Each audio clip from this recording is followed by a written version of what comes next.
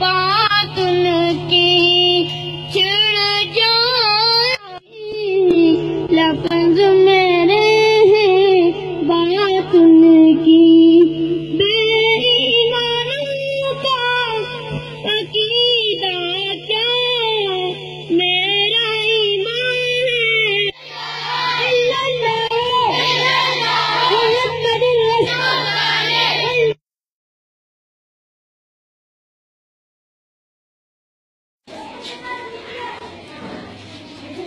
63 में ये स्कूल कायम हुआ है। अल्हम्दुलिल्लाह मेरी टीम, मेरे असातिज़ा, इन लोगों की मेहनत की वजह से आज इस स्कूल में 400 बच्चे हैं। कितने हैं?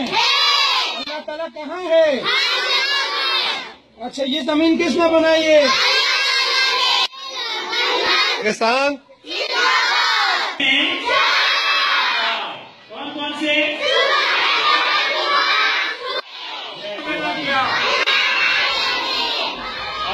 कौन पढ़ाएगा आपको?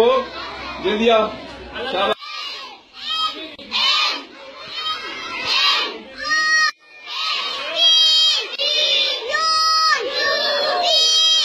प्राइमरी स्कूल फजगान का टीचर हूँ। यहाँ पे बच्चों की तादाद तकरीबन 400 है। हमारे पास सिर्फ 3 रूम्स हैं।